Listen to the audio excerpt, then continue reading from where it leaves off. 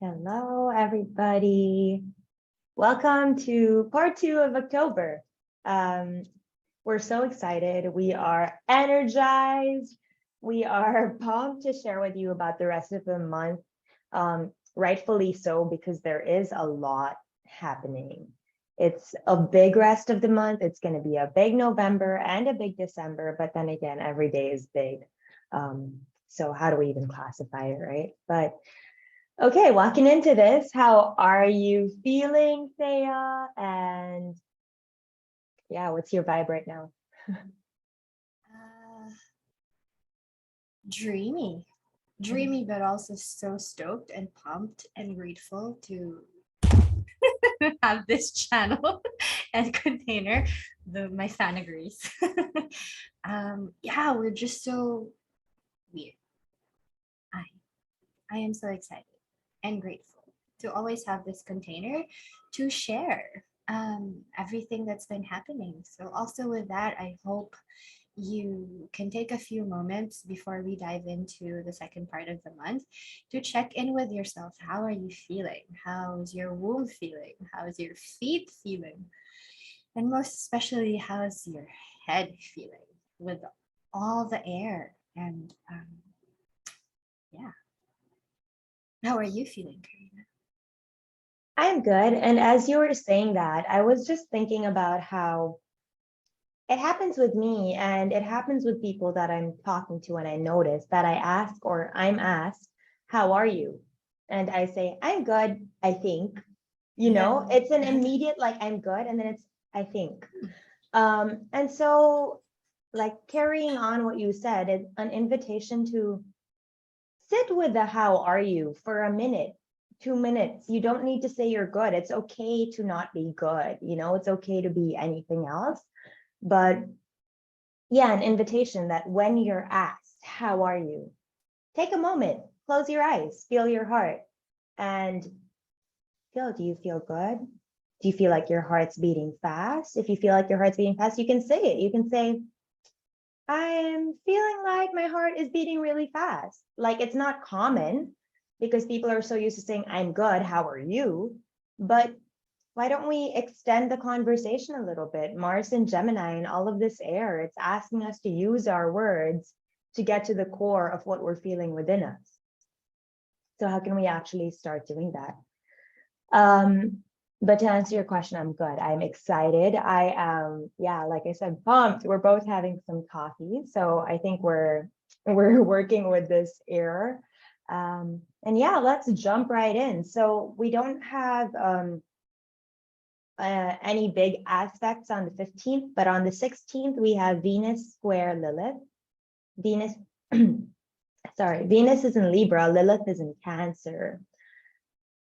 How are you feeling with this Venus Lilith square? Uh,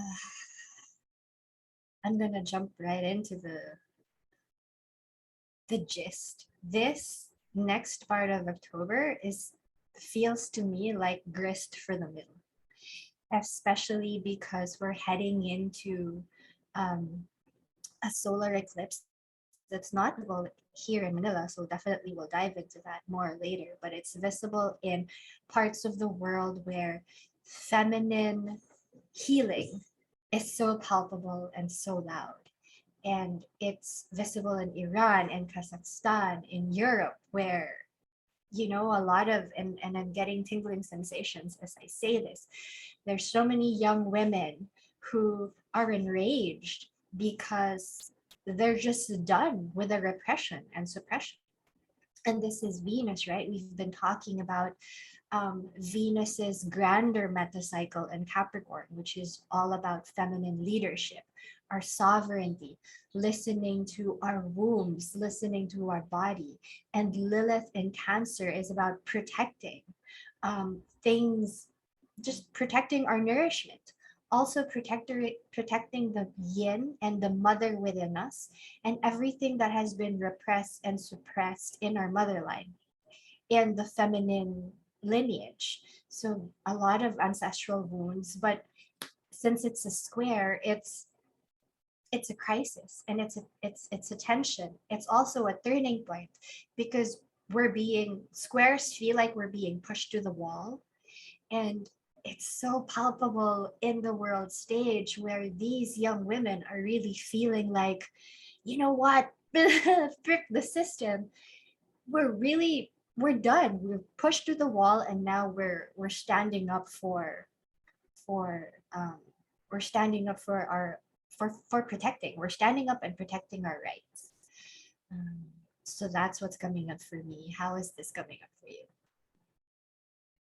I agree with everything that you said. And also, I mean, if we go down to basics, right? Venus is the planet of love, beauty, um, magic, values, worthiness. And then we go look at Lilith, and Lilith is, and Venus rules Libra, and that's where Venus is right now. And so it's extra like this, but there is also a call for balance, and also a call for equality, also a call for marriage with ourselves. It keeps coming up. It's coming up again and again, that marriage with ourselves. That's what I feel with Venus and Libra. And then Lilith is raw, dark, feminine, right? She didn't want to be controlled by Adam. And so she left, and she was told that her babies are going to be killed. And she said, kill my babies. Like, obviously not happily, but she's like, if it means giving up control, and if it means having to be below Adam, I don't want it.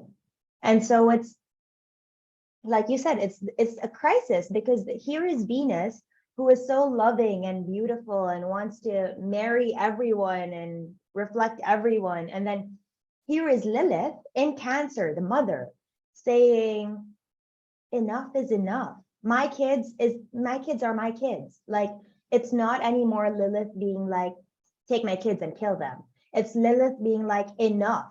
Stop saying you're going to kill my kids, because I had them. They were mine. What makes them yours? Right? And in thinking of this, like, who knows? Maybe the story of Lilith that we know has also been messed with. And so an invitation, what does Lilith feel like in your body? When you say Lilith, when you say Kali, what does it feel like versus what does Venus feel like? Venus is beautiful. Venus is okay. Okay, it's okay. Lilith is no, enough. And I'm getting tingled, like I'm getting goosebumps as I say this, but that's where we are at the enough. Like, what's happening? I feel like the world has gotten to a point that we never thought we would see. Like, we never thought we'd see these things happen. But then again, tying it back and bringing it back, these are happening so that things can happen to make things happen in a better way, versus this like downward slide that I don't know when is going to end, right? So yeah, those are the energies of the 16th. Practical tip, I feel like, is have a conversation with yourself. Where are you oppressing your wild feminine? And where are you saying, it's okay, but inside it's like, it's not okay. It's not okay. If it's not okay, say it's not okay. Again, back to the beginning. If you're not good, say I'm not good. People ask you why, and you have to tell them things are going on in the world that's making me not good. That's okay. You know, there's no shame. And I think that's part of Venus and Lilith as well. I mean, Venus and Lilith. Yeah. There's no shame. It's about owning the raw feeling and saying, this is it, and delivering it as it is rather than sugarcoating. Yeah, that's a big day. I felt it all in my system. It's really a big day. So imagine that's the threshold that Yeah. we're walking into. And I love everything that you said. I'm just taking a few moments to simmer in it because it's so beautiful. Also, that day, moon is in Cancer. The moon is with Lilith. And also, towards the end of that day, we have a sun quincunx Neptune. And quincunxes are another signature of frustration. But this is an invitation to reframe frustration. And I'm going to quote Carl Jung here when he said, crisis happens so that consciousness can happen. And exactly that's what Karina said, right? How can we look into these crises not as the usual negative connotation or fear or taking our power away, but actually an opportunity for us to be creative about it and just really say enough. Yes, there's crisis, but what can I do about it? How can I? How can you reflect? I guess practical tip also journal. Where have you been hiding your hair because of shame? And how can you let your hair down? And I was touching my hair as Karina was speaking because imagine in some parts of the world, you can't even show your hair. And hair in ancient times is such a powerful expression of your power, such a powerful expression of your beauty. It's your mane, right? Like lions, a lion's mane. It's an expression of their light, their Leo. And I say that because the day after Moon is moving into Leo. So how are you depriving yourself that opportunity to really truly shine? And what is enough? Because Venus in Libra in the underworld, so we cannot see Venus. She's approaching a conjunction, a Kazimi with Sun. This is a stripping off. This is a stripping off of everything that we've actually been allowing um, to cover what's innately ours, cover our beauty, be guilty, and be shameful of our inherent femininity. So, where is that in you? How is this bigger world stage and theme playing out in your own life? And I'm going to say again, how can we reframe that instead of fighting for it, instead of fighting for what we think is enough for us, how can we just stand up for the beauty, the harmony, the love? Beautifully said. Um, I have this new deck that I showed you. It's called the Sacred Self-Care Oracle that Jovi so kindly gave me. So thank you, Jovi. If you're watching this, you are amazing. So I'm going to just casually pull for every day, just practical tips. So for this day, we have hydrate and we have connect with your ancestors because of course. Um, and it's three women over there, right? And it's interesting because it's like feel into what has not only been oppressed for you, but what has been oppressed for your ancestors and how this whole journey started, because without them, there would be no us. And without us, there will be no future. And so how can we honor that and remember that we are powerful and we are important, again, just because we have bodies. Yeah, we'll leave it at that because what you said was also very beautiful. Thank you. On the 18th, Sun trine Mars, and you said Moon is going to be in Leo, right? So Sun in Libra, again, very like balanced, justice, beauty, but also head, right? Because Libra is air, it's very up here. And then you think Mars, who's barely moving in the first place for October, and Gemini, who's getting ready to station retrograde and really digging it's 11:33 as I say this, really digging his toes into every single degree that he's going by. It's gonna be interesting, is what I feel like about this day. With words, with thoughts, it can sound like overwhelm of thoughts, but it can sound like knowing your purpose, knowing your passion, and understanding how to surround yourself with people that allow you to go towards this passion. That's how I'm feeling for now. How are you feeling? That's beautiful. Yeah, that's beautiful. I also want to bring in Venus quincunxes Neptune that day too, before Sun trines Mars. And the day before that, we have Cancer Moon trining Neptune. And as I said, on the 16th, we have Sun quincunx Neptune. So there's a lot of energy with Neptune. And Neptune, that's also faith. That's religion. because Neptune rules Pisces, and Pisces, the age of Pisces, has a lot to do with the religion that we know today. And that just brings, I think that just brings to the fore again what's happening in other parts of the world where there's just so much religious severity that these energies are also bringing that to light. And with Sun shining Mars, how can we strategize? Doesn't necessarily mean we need to take action. Because with this energy, there's a want and an impetus to take action, but there's also a feeling of confusion and illusion and disillusionment, because how can I take action when there's just so many things going on at the same time?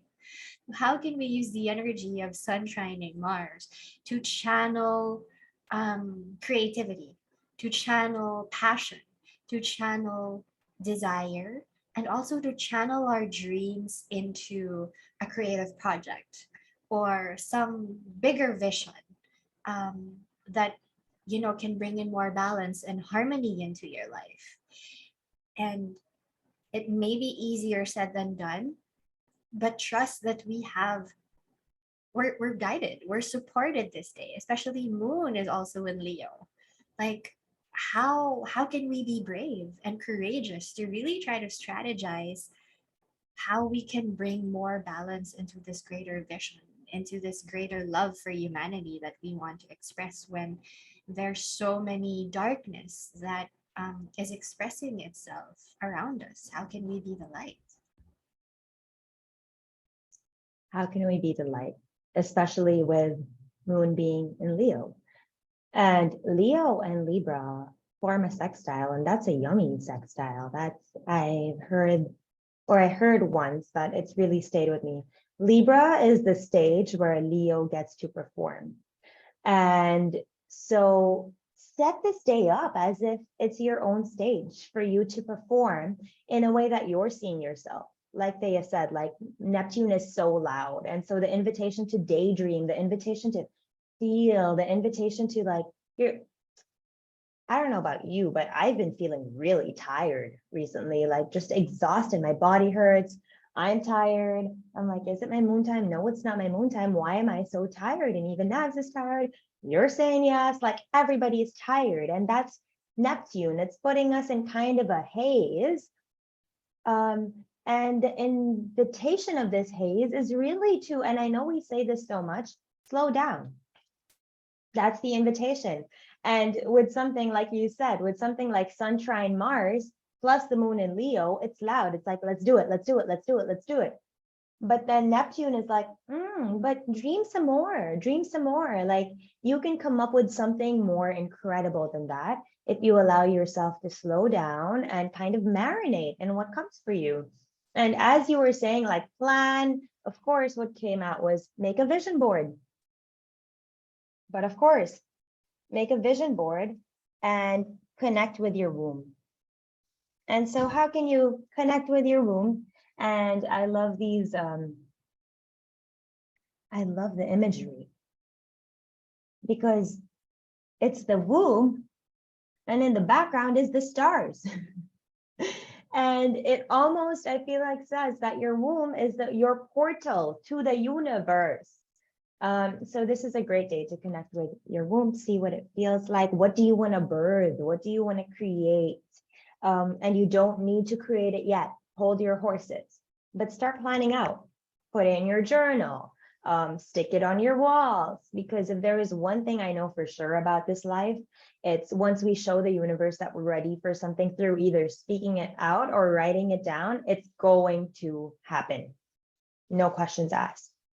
So yeah, that's the invitation for that day. And I want to end the note for that day with saying, have fun. Allow yourself to dance and move your body and come back to joy. Leo sun, Leo moon is joy, and moon is emotional world. And so how can you do more of the things that make you excited? Because at the end of the day, that's probably what's going to help you figure out what your purpose is, because your purpose is very closely linked to joy, which we're not taught about very much. So yeah. Okay, 19th, big day. I'm going to say what's going on and pass it to you for your interpretation. So Sun in Libra, square Pluto in Capricorn. And Pluto is now direct, finally. And Venus in Libra, trine Mars in Gemini. So Mars was busy the day before with Sun, and this day Mars is busy with Venus. How does the 19th feel for you? 19th actually feels fiery. We have Moon in Leo. We have Venus trining Mars. So Venus, this is our passion. And then trining Mars, this is actually the action that we infuse to get to our passion. How it's also feeling in my body with everything that Mars is doing. Mars is stationary, like it's barely moving because it's slowing down and everything that we said the days before. But there's a bigger undertone with Mars, where Mars for the next 7 months is trining Neptune. Sorry, it's squaring Neptune, and it's also trining Saturn. And how that feels for me really is it's heightened senses. There's fiery passions, and we feel it in our body because like the day before, diba, we feel like, oh my gosh, there's so many actions that need to be taken. There's so many events that need to be planned. There's so many activities that need my attention. But I feel so tired that I don't even, I can't explain why. And that's this bigger Neptune overtone. We feel everything in our bodies because Neptune is also the ocean of oneness. With the sun squaring Pluto, there's an opportunity for us to really dig deep into our heart's truest desires. And how can we focus? How can we focus our energies into love instead of fear? A practical tip that I'm feeling into this day, but also every day, is how can we come from fear more than love? And for us to really come into love, with that vision board, how can we feel into that vision board, right? With Venus trining Mars and this tip with manifestation, how can we feel into our dreams and our passions as though it's already happening right now? Like it's tangible and it's palpable and it's visceral in our bodies. And just allow the sun square Pluto intensity to be channeled into our feeling into our visions instead of channeling that intensity out into arguments or conversations. But this is also a day that we can have a serious conversation with the people that we're close to, our close personal relationships. How are they helping us come from a place of love? I'm talking about relationships in general, versus how are they actually perpetuating us coming from fear. Is what's coming up for me this day. Just a little blip. I think you said, how can we come from fear more than love earlier? But how can we come from love more than fear? And you see how loud fear is, because with your intention of saying, how can we come from love? Fear was like, but I'm still here. So just how can you notice, right? How can you notice when fear is coming up? And don't judge, because once we start judging ourselves, we're already in here and we can't change anything. So notice when fear is coming up. And like you said, like, how can we notice where it comes up in our relationships? Where is it fear and where is it love? How do the relationships feel in our body? Because our bodies are actually I haven't thought of the right analogy yet. Radar? Yes, radar. Compass, radar and compass. Like, our bodies are the ones that are telling us like how it feels. So how can we start listening more? I love everything you said about the 19th. So I'm not going to add for the astrology, but I will add cards, because there are two aspects. So I wanted to pull some cards. Queen of Wands. Feel into your fire. Like you said, it's a pretty fiery day. Feel into your fire and feel into how when you start working with your passions, you realize that there's actually so much that you're capable of, not only for yourself, but also for all of the relationships that you're in. And interesting that this comes up while Venus trine Mars, and Venus is in Libra and Mars is in Gemini, because that's community and that's collaboration and that's communicating with people from the outside, but it's also an honoring that, yeah, it's an honoring our joy and an honoring our passion. That's what allows us to connect more deeply.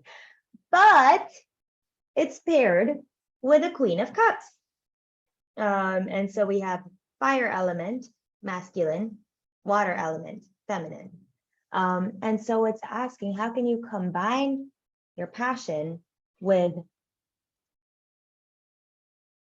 surrender? Know your passions and know what you want to do and know what brings you joy. But like you said, like it's not a time to push, it's a time to surrender. It's a time to know what we want. And because it's Neptune, let it up. Feel, is that enough? Can there be more? Maybe there can be more, because Jupiter is getting ready to retrograde into Pisces, where we're gonna feel that more from our soul world, from that feminine side that's receptive. And this is asking, yes, know your passions, yes, know what makes you happy, but also allow yourself to know your emotions, allow yourself to get creative, allow yourself to create things and not need immediate outcomes. Feminine, right? We need to go with the feminine side of, okay, create things and then surrender, and then maybe come back to it. When would you say is a good time to come back to like the vision board and all of this? When Mars stations direct? Ideally, we just keep to our vision board until Mars stations direct. But keep at it, reminding ourselves every day. Because with Mars retrograde squaring Neptune, the invitation here that's very loud for me is gather information. Keep gathering information. So just keep gathering images, put them on your vision board. And if it feels right to act on it, if it feels really, really aligned with your body, you ask your gut, you ask your womb, you ask your heart, you ask your whole body instead of just listening to your mind all the time. And I mean, with Jupiter in the critical degrees of Aries, it's really gonna feel like boom, you gotta be productive. Boom, you gotta do all the fire. It's just you gotta be explosive. There is that feeling, but your body knows more than that. Your body knows deeper. There's a deeper truth that, like, if we surrender and if we trust that I've put my vision out there, I will be guided accordingly, one step at a time. I think we talked about this beginning of October, right? It's really about taking the baby steps and trusting that every day we're taking one step at a time towards a bigger vision. But we're adding to our vision board. We're looking at our vision board every day. And yeah. Thank you. Yeah, so like you said, feminine, again, queen, two queens. So come back to your body, trust that your body knows.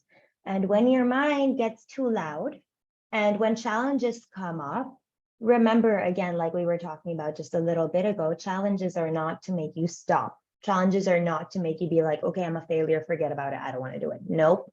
Challenges are to test you to see how far you can go, even though you have to shed some blood. Why do I say this? Look at this. Over here, he's here with his mind being really loud, this crow talking to his mouth. But over here, you can see he's on this side where there's light, but there is blood on the snow. And so it's asking, like, when things come up in your mind, when these questions come up, when you get anxious, when you get worried, dig in deeper and use these feminine aspects to allow it to be felt and then allow it to go.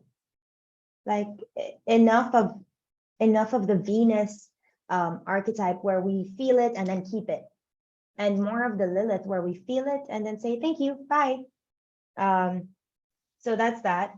The practical tip is aromatherapy. Come back to your senses, but of course, come back to your senses with all this fire. That's what's going to remind you that you're human. Light some incense by a window, put some oils on your body, like put on a diffuser, like anything. Smell fruits, for God's sake. There is an orange here. And then still when you fell out from the Starseed Oracle, so I'll just say the main stuff. Seeds of Mintaka is about seeing potential and bringing unconscious to light. So slowly, as you said, working on this vision board one step at a time. Slow down and sync with the heartbeat of Mother Earth. and it flew. Um, Forge, don't follow. Be the leader you wish you had. So as you're coming up with this vision board, be the leader you wish you had. You don't have to create something that's already been created. You have to create something that's original to you. And yes, it's hard. And yes, it takes responsibility and accountability, but it is more rewarding than anything in the world. Lastly, jump in. Adventures, say yes to change. And so even if something you're putting on your vision board feels like different and not like your usual, so fine, do it to see what happens. Like we're at this point where we're just doing these things, seeing what happens, and then seeing, okay, is this something we want to keep or let go of? Because it's only through experience, I feel like, that we really know versus talking, and that's all up here. Okay, so that's the 19th. We move on to the 20th, Mercury opposite Chiron. Mercury is in Libra, Chiron is in Aries. And then we also have Venus in Libra, square Pluto in Capricorn. How does it feel? This day, we also have the moon void. So it's moving from Leo. It's actually leaving the fire. How do I feel into this day? I want to bring up how Chiron was very loud the last full moon in Aries. And so this day may feel like, how I'm feeling it in my body is, we may feel out of sorts, and we may feel like we want to focus on the fear, right? We talked about how can we come from love instead of coming from fear. I feel like this day, since that fear, those wounds, those trauma, those feelings of guilt and shame may come up, why don't we try to just write them down? Write them down. Write them down, think about it, feel them in your body, and then as you feel them in your body, really try to reflect and journal how it feels in your body. Does it feel heavy? Does it feel painful? Where in your body are you feeling it? And since we also have a Venus square Pluto, how can we actually transmute that in a way where we can come back to our vision board and imagine the feelings of love, of gratitude, of happiness. How does it feel like in your body? Like, for example, you're feeling fear in your gut, and the feeling of fear in your gut feels like a black hole. How can we allow our hands to just be in our gut? And while we're feeling that fear, how can we use our minds and think about, now when I think of something happy, when I think of the opposite of fear and black hole, what does it feel like? To me, it feels like freedom. It feels like joy. And joy to me looks like a big ball of orange. How can I infuse using my hands? How can I infuse this black hole with a big ball of orange? So I'm filling this void in my gut with orange. And then slowly, slowly allowing that feeling of orange. Now I smell orange. I feel fruity and I feel happy and joyful and perky. How can I infuse that fear with that? Now, this is Reiki infused with neurolinguistic programming for you. How can you use that this day? So that even if it's a void moon, even though there's, I don't know, like an impetus to feel like, nothing's making sense right now. So Mercury in Libra, opposite Aries, can feel like, oh my gosh, I need to do something about this. I need to separate myself from what's happening around me.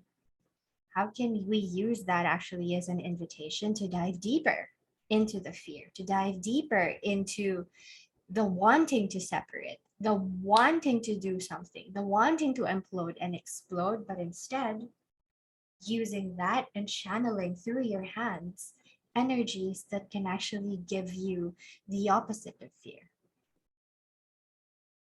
I hope the exercise was the exercise clear. Yeah, and that was really cool because it's something that's so simple, right? When we think Reiki or when we think energy work, we think I have to give so much time to it.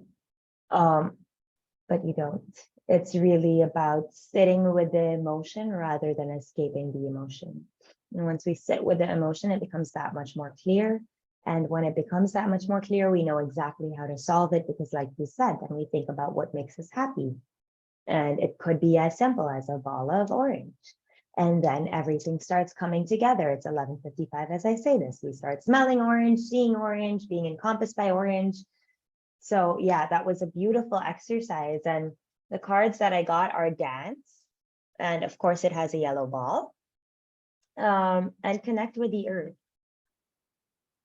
And of course, right? Because if we look at it, the 20th, yeah, the 20th, we have Libra, Libra, Aries. So those are being activated, which are fire. And then we have Capricorn, which is earth. And we're really like, the way I was thinking of it as I saw this dance card is after we do the exercise that you said, where we send some energy, then yeah, move it out, dance because your body knows. And okay, if you don't like to dance, do some jumping jacks, like jump around, whatever feels nice to you. But that way you're moving it. It's here, you're sending love, and then you're moving it and you're making it a positive body thing rather than allowing it to sit. And also you're moving it out of your body because it doesn't need to stay there, like we said. And connect with the earth. And if that's what feels good to you, like if you feel like you need to give the energy somewhere to be able to let it go from you, connect with the earth. And don't give it in a way that's like resentful, right? Here, earth, take it from me. No, it's more like connect with the earth and say, okay, I lay this down on you. And in exchange, please give me some of your grace. Please give me some of your grounding. Please, when we make things a ceremony, it just changes the vibration linked to it. Imagine going to the earth and saying, here, earth, take all my problems away, versus going to the earth, taking off our shoes, standing on the soil or mud and saying, earth, this is really very heavy for me. Can you please help me carry this? And in exchange, can you please give me some grounding? The difference, right? Again, intention, all in intention. But yeah, okay, so that's for the 20th. The 21st and 22nd are pretty clear, but not really, just on the surface.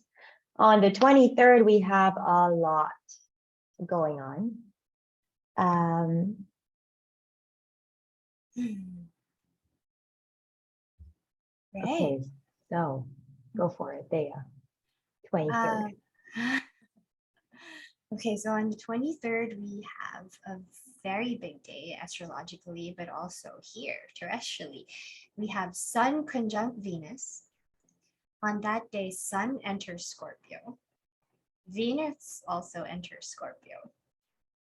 And then we have Mercury in Libra, trining retrograde Saturn and Aquarius.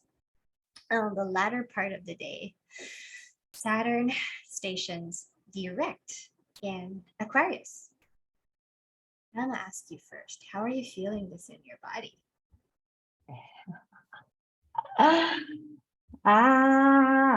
It kind of feels like an implosion, to be very honest with you. It just feels like a lot of things happening all at once.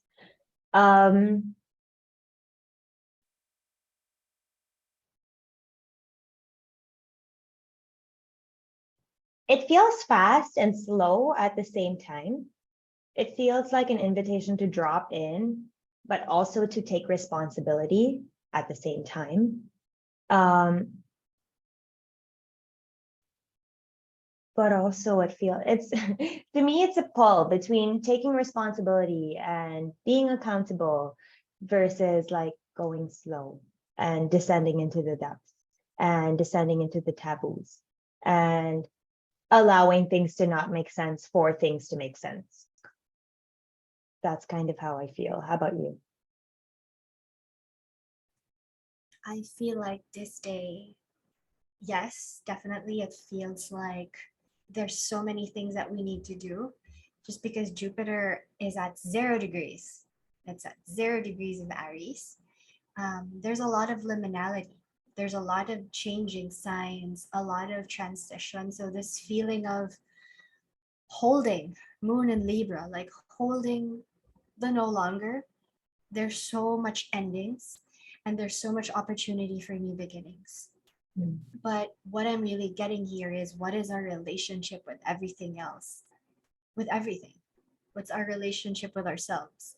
And how is that relationship with ourselves echoing out to our relationship to the grander outside? And what's calling to me again is sharing about intimacy. Just because this Venus Kazimi is in Libra, that's the sign of intimacy, that's the sign of othership, that's the sign of sacred mirror work. How are we allowing everything? How are we allowing our relationships to really see more deeply into ourselves? Because this Kazimi, this is big. This has not happened. Sun conjunct Venus in Libra. That's a star point. We call that a Venus star point. Um, Without going so much into like the nerdy bits of it, during um, there's a bigger cycle that Venus forms in sacred geometry. It actually forms a five-pointed star in its cycle, in its 8-year cycle. And in that bigger 8-year cycle, Venus and Sun meets um, at certain signs all the time. And this meeting in Libra has not happened in a century. And it's a signaling that from Scorpio, we're moving into, so Scorpio, right? Intensity, depth, taboo, manipulation.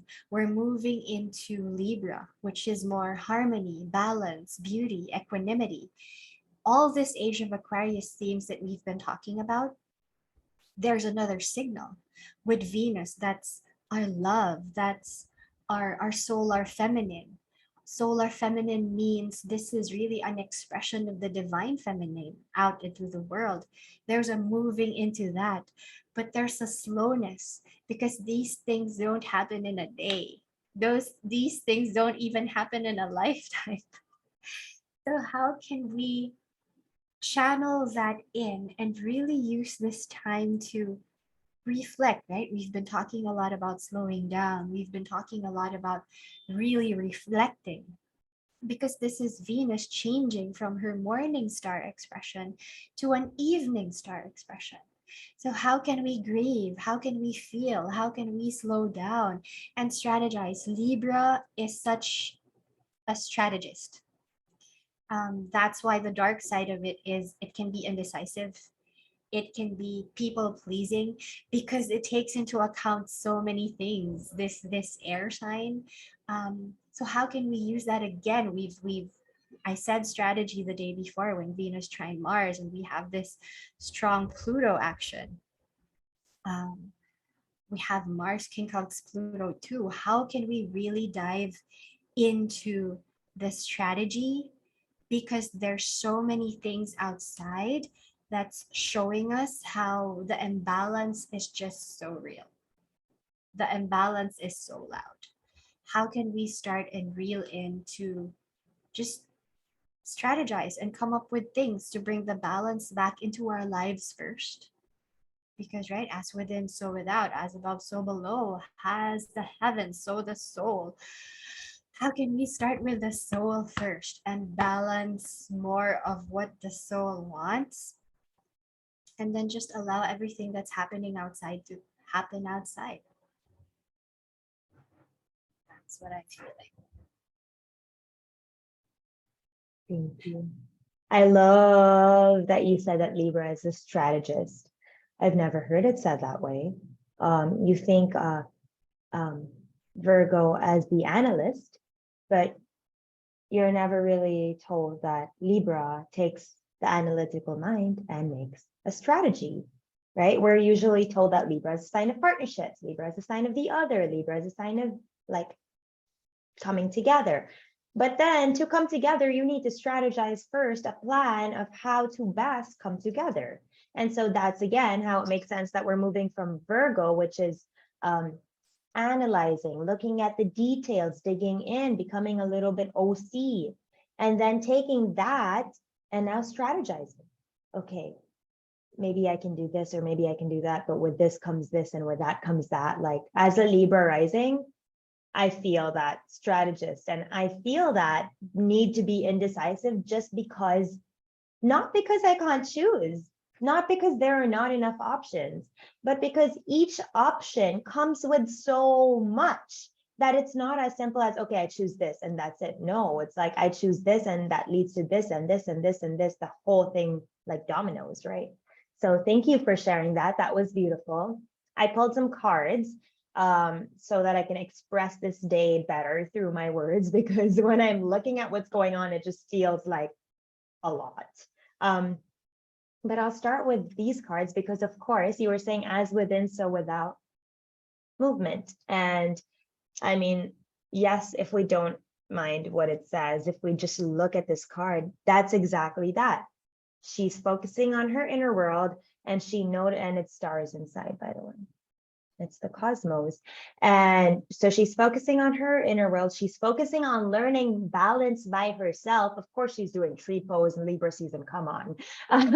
But she's learning balance within herself. And she's learning that once she balances herself, everything on the outside will magically calibrate into that balance as well.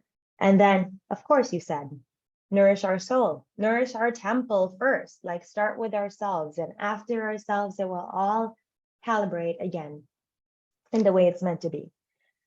Now, yeah, you said Sun conjunct Venus in Libra, which is beautiful before they all move into Scorpio. It's a very different feel if they were conjunct in Scorpio versus them conjunct in Libra, right? And they have been doing this race like throughout Libra season where Sun is going and Venus is there and Sun moves and then Libra moves and then Sun moves. And finally, of course, the day right before they both move, the day that they move signs, they're like, okay, let's kiss for a minute and then let's move together. So that's super, wow. Okay, so cards are Page of Pentacles, which is learning to work with the 3D world and learning to work with your 3D body and knowing that your 3D body is a gift rather than a liability. So how can you start making it feel more like a gift by, again, movement, working out, getting back in your body so that you learn how to deal with the 3D world. If we're not in our bodies, how are we going to deal with the 3D world? It's hard because we're operating from different places. Whereas people in the 3D world are operating in a very tangible way. And so if we don't come and meet them there, no matter how much awareness we have, no matter how much, if we feel like we're too high up to talk to anybody that's heavily immersed in the 3D world, then we're not really going to get anything done. So yeah, it's really about grounding it back in so that we remember that we are everyone and everyone in it is us. And we have something to learn about ourselves from everyone. Then we have the 7 of Cups, which is be wise about what you choose. You're being given a lot of opportunities right now, but they're all turned around. All the cups are turned around and you don't know what's under, but you can see here that some have ladders and some have snakes, but of course, snakes and ladders. And then one has a river flowing out of it. And he's thinking, okay, which one do I choose? And then this one has a bat wing coming out. Whereas over here, there is an imaginary palace. And over here, there are imaginary crystals. I don't know about the crystals, but here there's an imaginary palace. But it's really about getting clear with yourself and knowing that you will be given a lot of opportunities. It's the way of life. We're always given opportunities. How can you be wise, again, like Thea said, with what you choose to keep? Because feel it in your body. How does it feel in your body? Then you'll know if you're meant to keep it. Then we have the Chariot, which corresponds to Cancer, which reminds you that you are the driver of your own carriage. You're the driver of your own chariot. And even though there is black and white, even though there is dark and light, there is a way to bring them together to create a focus in a way that's a focus. There is a way to create focus, bringing two polarities together, which we've learned with Sun in Libra and Mars in Gemini. There are polarities, but when we bring them together and when we see the beauty of both, it actually allows us to drive our chariots in a way that's more whole rather than in a way that's more biased, I want to say. And then Queen of Swords. You already know everything you need to know. Now it's about feeling into it. It's not anymore about learning so much. It's about learning from the external world, but it's more about learning from your internal world and allowing your emotions to actually teach you. Because over here we have a bowl of water, but it's behind bars. And so Queen of Swords, she's working with her mind. She's working with her knowledge. She's working with her wisdom. But the invitation here is also, how can we remember EQ? Like there's so much wisdom within our emotions if only we allow it to teach us. How can you invite that bar to open? So those are our cards. We have some starseed, but again, I'll just read it. Cracked open. Allow yourself to be cracked open. It is an intense time, but it's only when we surrender to the alchemy of life that we start learning what lies beneath our own surface. You're not for everyone. People are going to say you're weird, and people are going to be like, I don't know what she's doing. Don't listen to them, because the people that you are for will feel exactly what you're saying. This card hasn't fallen out in so long, but a new earth, it's here. It's here. It is within our reach, and it's really just about stepping into that vibration and living it out.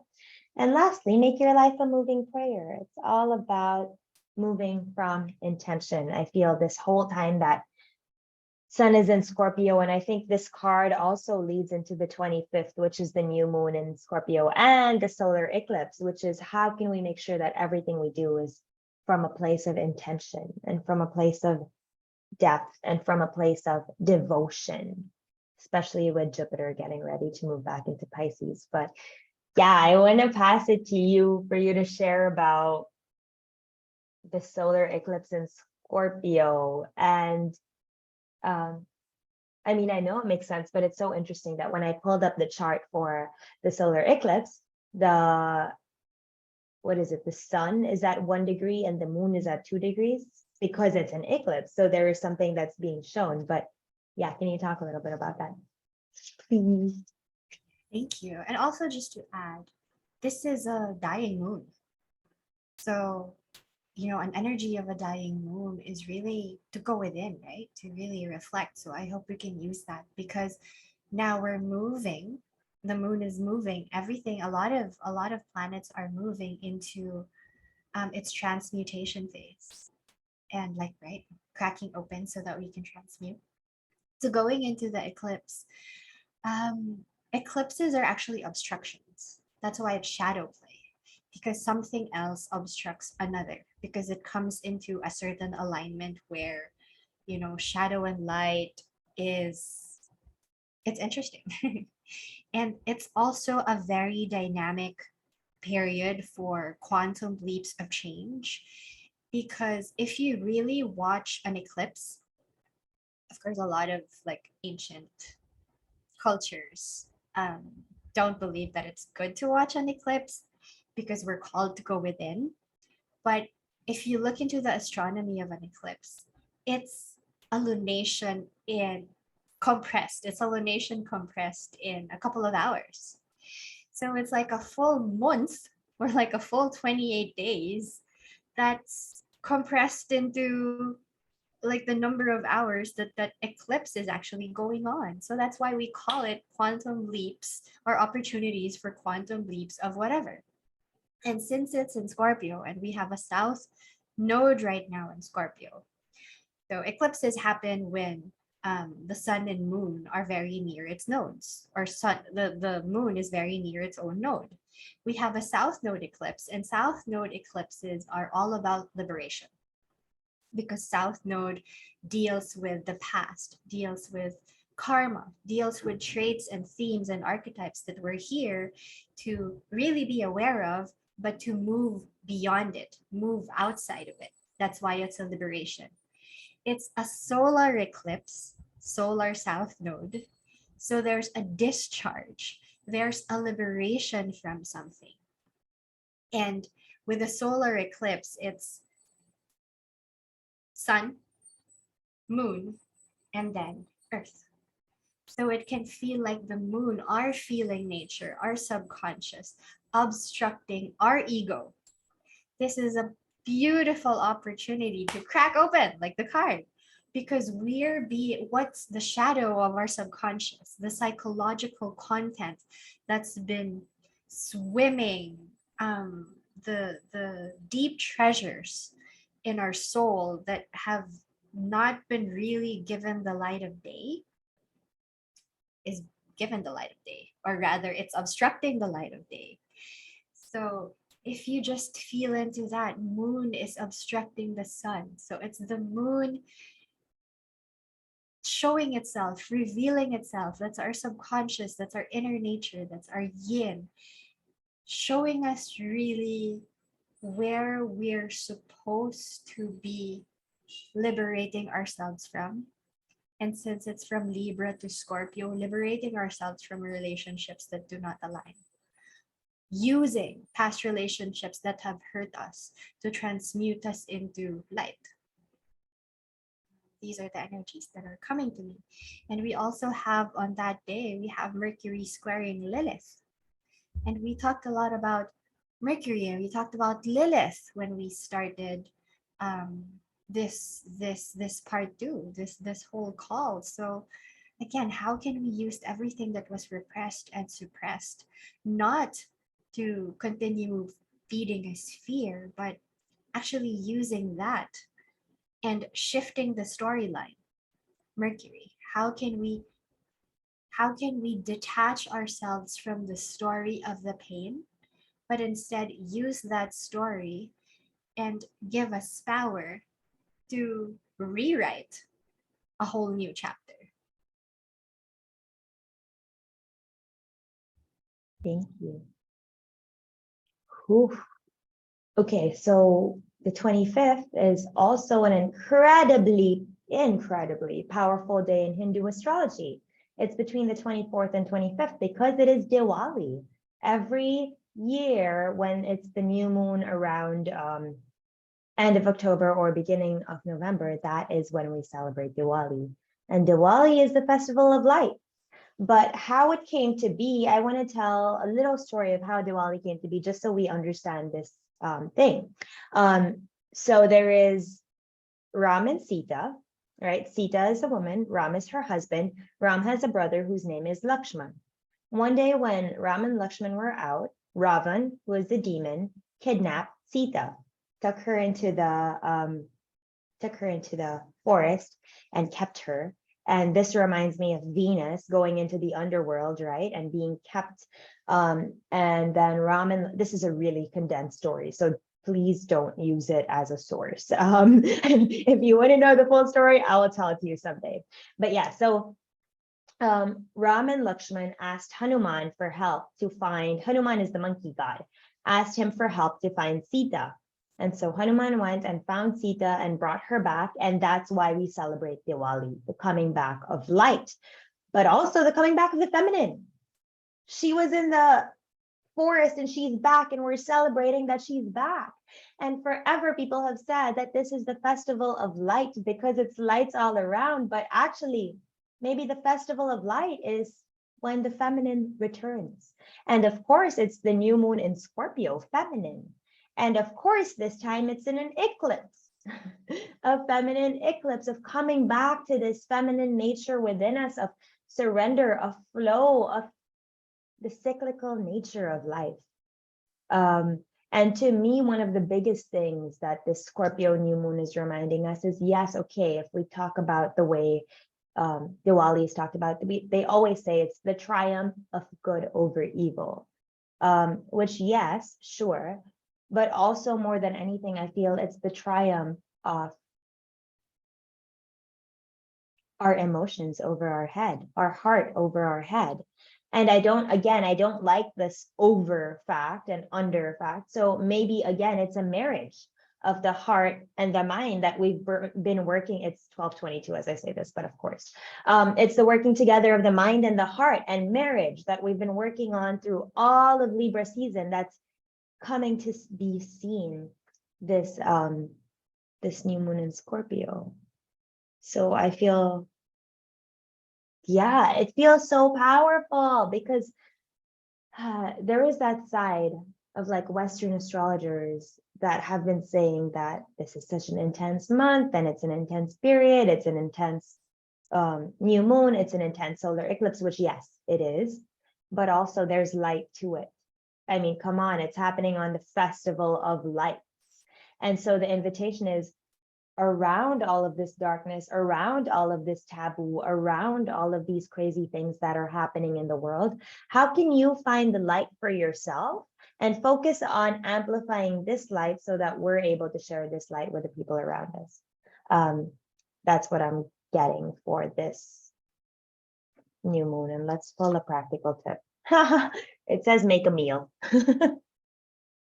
How interesting, because in the, let me just show, the moon is actually happening in the sixth house. I mean, at least here in the Philippines, in Manila, it's sixth Yeah. house. So habits, daily habits, meals, preparing. Beautiful. Exactly. One of my favorite things about making meals is actually fitting, because I always say it's kind of like alchemy. It's alchemizing a raw vegetable into something different. You can turn it into a soup. You can turn it into like anything. It's alchemy. Making meals is actually magic. And of course, that's what happens on the Scorpio eclipse. Okay. Yeah, we don't want to dive so much. We don't really want to dive. There's so many things to say. There's Pallas, there's Juno, there's Mercury, there's Lilith. There's so many things to say. We're compressing it for the month, but yes, that's a beautiful practical tip. And we also want to throw that invitation out there. We are we are simmering and boiling in our cauldron. Align our new moon, um, our new moon cosmology, our new moon circle, where we really dive into the nitty gritty of the new moon energies and give you like more practical magic during these days. So we're excited for that. Definitely let you know the date as it inches. Yes, please. Yes, thank you very much. That is, yeah. You'll get more information about the eclipse then, or the new moon then, just because I feel as we get closer to it, we also feel it in our bodies, right? And that's what we share with you. We share with you intuitive and embodied astrology. We don't want to share with you something that we don't feel. And so that's why we like to, like, it's October 14 and we're recording for the second half, because now we're feeling what the second half feels like. And so we're able to share it with you. So yeah, thank you. Okay, so we move on to the 27th. Not much on the 26th, but then again, not much on the surface, but a lot going on underneath. On the 27th, we have Mercury in Libra trine Mars in Gemini. And then we have Mercury in Libra square Pluto in Capricorn. How is it landing for you? The first thing that I got here are intense conversations, implosive reactions, impetus to reactivity. I mean, we have Jupiter in zero of Aries that just had an opposition with the moon a few days before. So I don't know, secrets being revealed and then people feeling like, oh, how could you? How dare you? Like these kinds of reactivities. But again, an invitation to witness the reactions of other people, reminding yourself that you always have a choice whether or not to enroll into their reactions. How can you gift yourself the sovereignty to give them their gift back, or at least reframe the reactivity as gifts, because their reactions are revealing Scorpio eclipse, revealing to you their nature, their perception of you, not you, right? People can always have reactions and perceptions of you, but your receiving or your enrollment into that perception, and I say perception because Mercury right now, Mercury to me is always about our perception, our conditioned perceptions, because that's how we communicate and that's how we see our world. Going back, how can we use this as a gift to really look into the perceptions that we hold around everything that we see and detach from the meanings that we put into it and really filter into the meanings that we want, the meanings that actually feel good for us, the meanings that have um, a more balanced alignment with how we want to perceive the world versus how we're perceiving the world right That is beautifully said. Beautifully said. I'm simmering and marinating as you were earlier. Truly. I also think there is a loud note of how are the stories we're still holding limiting us from realizing the relationships that we are worthy of. Because a lot of times when we have these relationships in our lives that make us feel so good and that gift us so much, and that that make us feel so good, because of the perceptions that we've been taught, we question, what is the intention behind this? Are they actually doing it because they mean it, or are they doing it because why?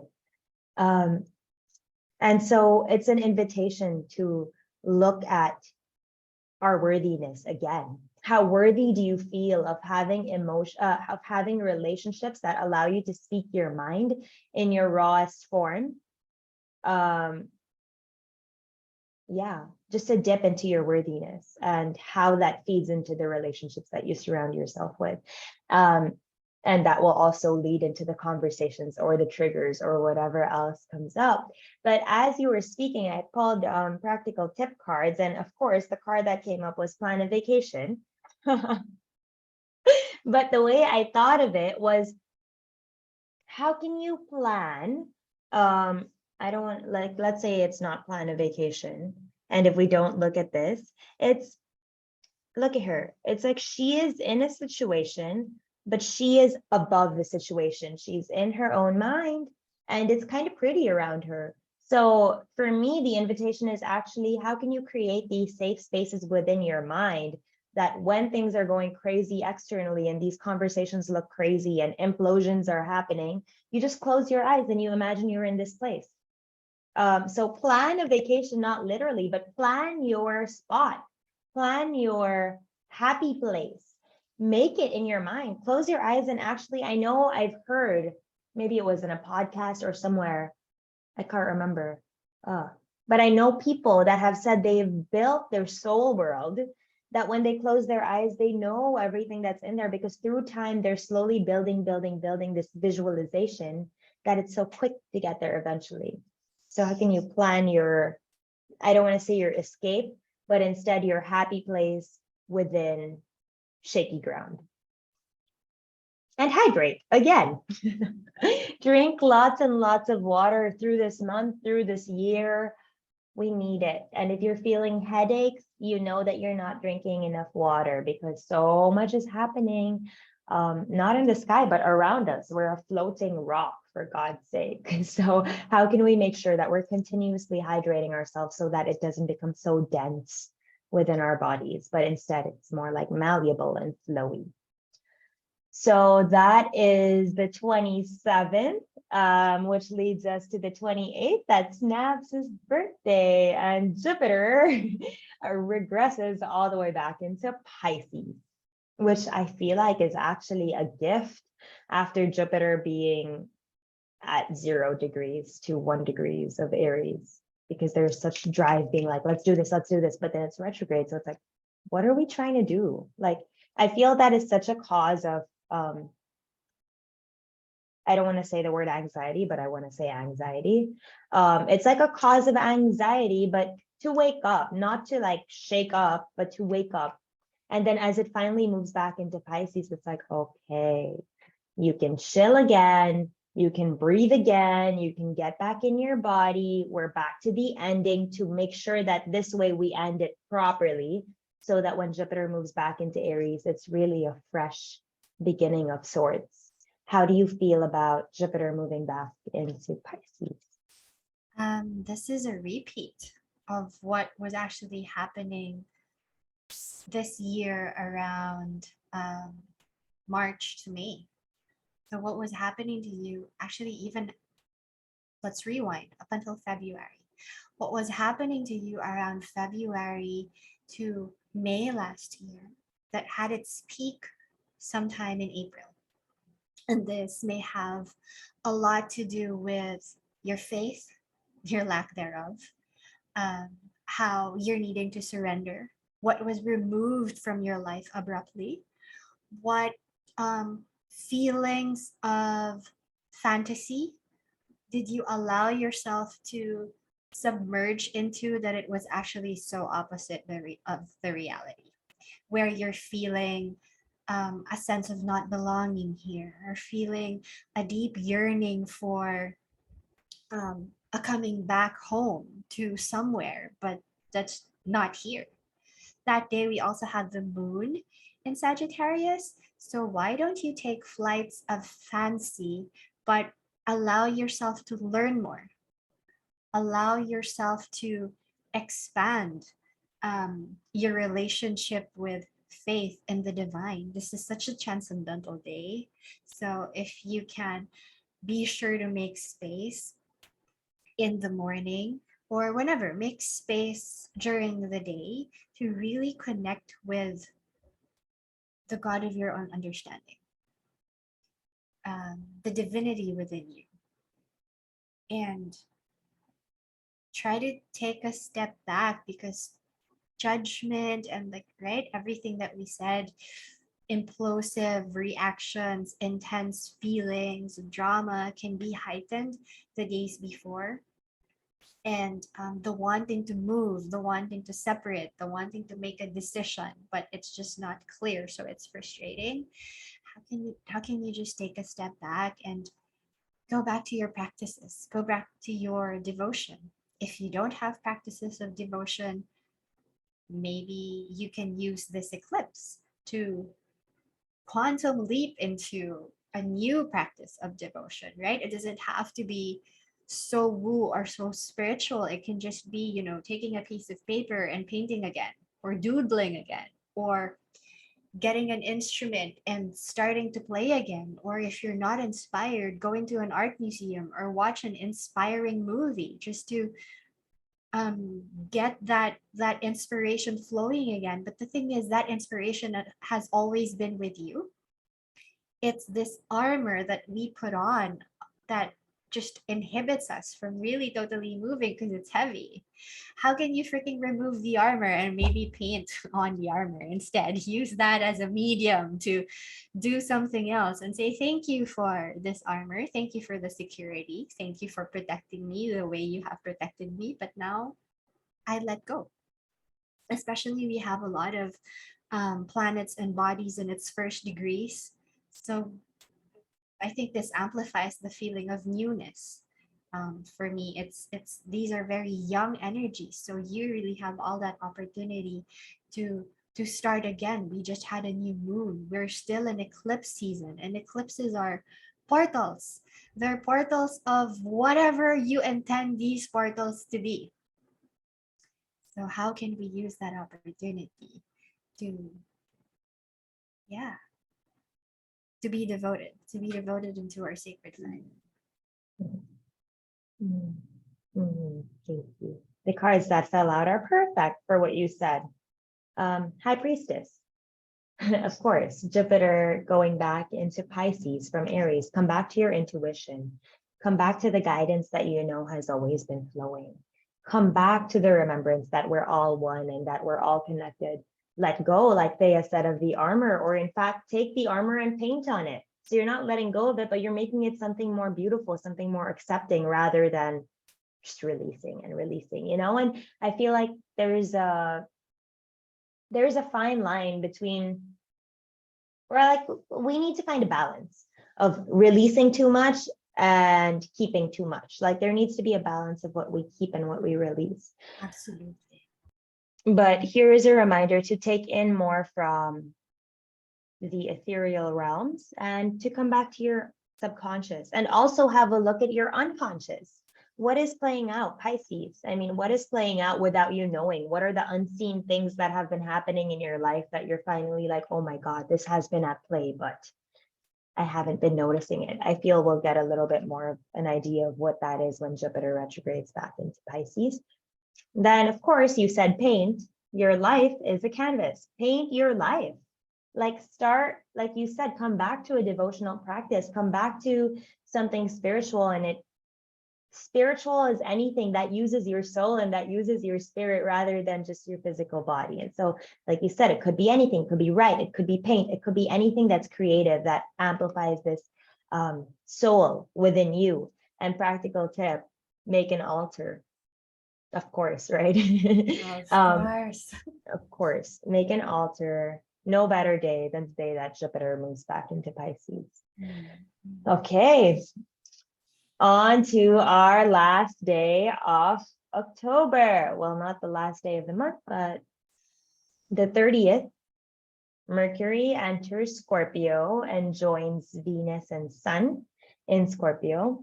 And Mars finally stations retrograde. Finally, Mars is, I feel like it's been a threat. Like, Mars has been like, watch out, I'm going to station retrograde. Watch out, I'm going to station retrograde. And now he's finally like, okay, I'm here. It's it. I'm doing it. And what I hear in my mind when I say Mars stations retrograde is like, again, like a big break that's like, yep. And it's not just a car brake, it's like a big, like a roller coaster brake that they and it's like, okay, you're going to be hanging in limbo for a little while. But it doesn't need to be limbo. It's what you make of it. And so what are you making of it? And what are you telling yourself is happening? Because Mars retrograde in Gemini, conversations. How are we communicating with ourselves? What's going on? And how can we, again, to me, it's how can we come back to communicating with ourselves from a place of love rather than a place of fear? Because Mars, I mean, it's the emperor. It has kind of scary aspects to a degree because patriarchy and power, and not scary, but heavy. I want to say heavy. But then again, to me, it's really about the conversation that we're having about it. And also the fact that Mercury is entering Scorpio. And so it's giving us access into the depths of our being, into the treasures that we don't allow to come out. It's asking us to get these out, not for the sake of giving them to other people, but for us to finally see the treasures that lie within us and allow that to be our basis of communication with ourselves. How do you feel about this day? Beautiful. Everything that you said is so beautiful. I'm going to show the chart just also because this is our last day, just to also ground my words. So we have Mercury just entering Scorpio and it's about to meet with the sun. It's culminating this Mercury cycle, and just something I'm throwing out there, by January next year, we're going to have another Mercury retrograde. So it's allowing you to really, like, it's amplifying this period of really alchemizing, really using this opportunity to go deep into your like the deeper psychological content that's coming up for you. There's also a trine, there's a grand earth trine. And how I'm feeling with this grand earth trine is, how are you grounding your dreams into life? Because this earth trine is forming a kite with everything in Scorpio. So it's an invitation to make things tangible, albeit not right now, but there is a call to make your dreams tangible, right? We've been talking about strategy. We've been talking about gathering all this information that you need so that you can really put in the work as you bring your vision board to life. How can you use the past? How can you use everything that was suppressed and repressed, the intensity of your past experiences, and even the intensity of your past relationships that do not work anymore, to actually use this as flame, burning flame to transmute what needs to transmute so that you can be everything that you need to be at this point in time. Also, with Mars stationing retrograde, my question here is, are you a worrier or are you a warrior? We have Mars trining Vesta, conjunct Saturn. How may we be warriors of our sacred fire? How can we keep using intention, keep using our connection with the divine, with spirit, with the unseen world, with our guides, with a connection to the God of our own understanding, to really infuse magic, to really infuse a sense of spirituality and divinity into everything that we're doing, so that this sacred fire that we are stoking is not just being stoked by our physical body, but it's also being stoked by powers that are greater than us, power that is also us, and a power that we always have a line to. We just need to be aligned to it. And we just also need to dedicate devotion and service, a sense of service to this channel, so that we can be channels, we can be containers of beauty and also darkness. We have a bigger overtone with Chiron still there. We have a Chiron squaring Moon. I think this just adds on to how can we use our wounds as medicine to transmute what we're here to transmute, because all the wounds that we experienced are here so that our soul can just evolve from it. These are stories, these are storylines that actually give our bigger play drama and oomph. So yeah, that's what's coming up for me on the last day. So I love that. And one of my favorite things to say with Chiron, when Chiron is playing, is how can we wear our wounds as tattoos that have healed beautifully? And I think that comes up loud again this month, right? Where Chiron's coming up and checking, okay, are your tattoos still scabbing or are they already beautiful? And you know, when tattoos scab and they're so itchy and you just want to scratch, but then you just hit. And so when if your wounds are still scabbing, if they're itchy, that means they're asking for attention. They're asking for warmth. They're asking for you to give them attention to heal.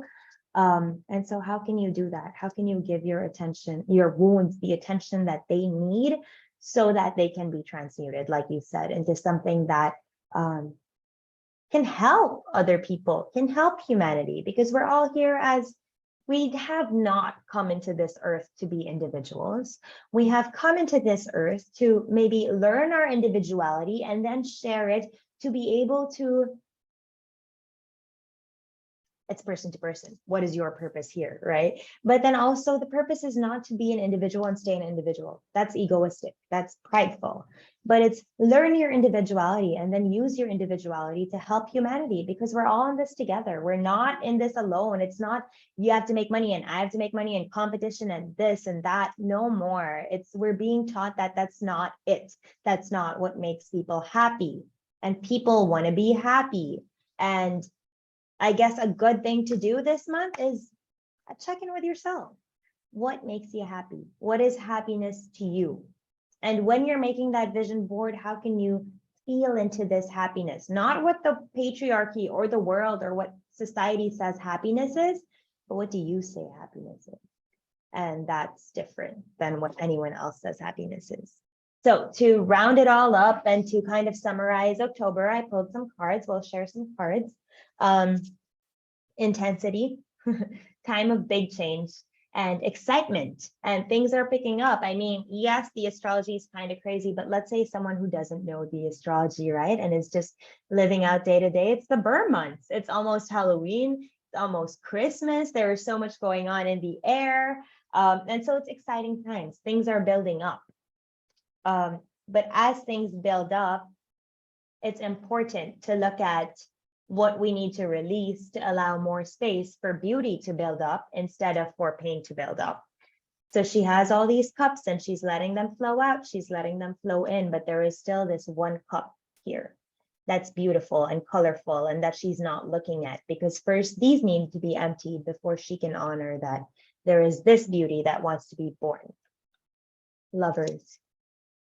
How can we tie together the dark and the light, the feminine and the masculine, the mind and the heart? Again and again and again, we've been talking about this the whole Libra season. The marriage. What do you need to marry within yourself to be in more peace with yourself rather than to be in not peace with yourself? And then lastly, temperance, which corresponds to Sagittarius, which is about moderation and balance. And one of my favorite quotes is everything in moderation, including moderation. So how can you kind of pace yourself and remember that there are always two sides, and how fitting, right? That first was lovers, which is the two sides, and then also this, where one side he's holding the moon and one side he's holding the sun, and they're both expressions of the same thing. And also he has wings. And also he looks like a guy, but he also kind of looks like a girl if you look at his features.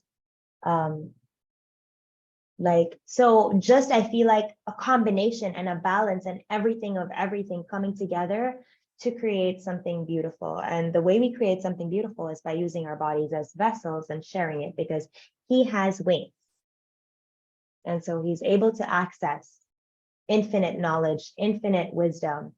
How can you use this body to share the infinite wisdom that you're receiving, especially when you tie together the polarities instead of take a side? Messenger, balance, of course, exactly. Bring in the polarities, balance, bring in a balance. There are so many people who are going to be either flocking to fear or flocking to love. How can we be those people that bring fear and love together and serve it in a platter of life? That's life. We are served polarities to remember to come back to unity. It's a trip. It's such a trip, but here we are. So Sirius energy bringing harmony and balance. And then we have weight, but of course, wait. It's not time yet. Mars is retrograde. Planet of action and power is going reverse for a little while, having us double check what's been going on with our mind, with our communities, with our society, with gossip. How does gossip look in your life? Because Gemini. And yeah, a note to just wait. Things are being woven, things are happening. Before we started recording this, Thea said something about a spider. And so it's fitting that right now it says things are being woven, spider web. Things are still coming together. Lastly, inner child, golden children. Everybody has an inner wounded child inside of them. How can we notice that when people are being angry, when people are coming from fear, it is because it is a child that is acting out, that never received the love that they needed. So instead of getting triggered, again, hard ask, and we go through this ourselves, but instead of getting triggered, how can we choose to love them? Even in our minds, like be like, I love you. Maybe that will change the intention of what they're giving us, because if energy is energy, and if they're freaking out and we're saying, I love you, then something is going to happen there. Okay, practical tips for the month overall. Write a gratitude list. So make a gratitude journal every day. It will help us come back to the light when there is too much dark, and meditate, but of course. And alone time. Tips for the month. Very fitting. The last one is so important. It's so important. Keep coming back to yourself. Keep coming back to your values. Keep coming back to your fire, to stoke your own fire, because there's so much fire outside. How can we stoke our fire from the inside? On her belt is planets. But of course, We are the universe in ecstatic motion. And when we take alone time, we actually remember it. But when we take alone time with our brains too loud, then we may not. But when we take alone time with the intention of alone time, we actually realize Mm. it's magic. Life is magic.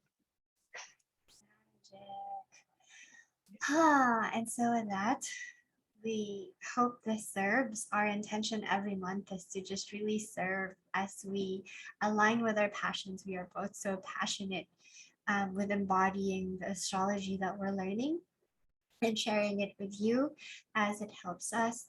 May it also help you. May you have a discerning month. May you have a beautiful eclipse season. There's so much fear tied to this eclipse. Again, I hope we're reframing this fear to love. And yeah, we'll see you next month. Yeah. Or maybe at our new moon circle this month. Yes, definitely. Watch out for that. As always, we're sending you beautiful sparkles and energies of love. We are here for you if you want to take this conversation further. And yeah, blessings, blessings, blessings always. Thank you. Thank you. Thank you. Thank you. We'll see you soon. See you at the circle and see you in November. Bye.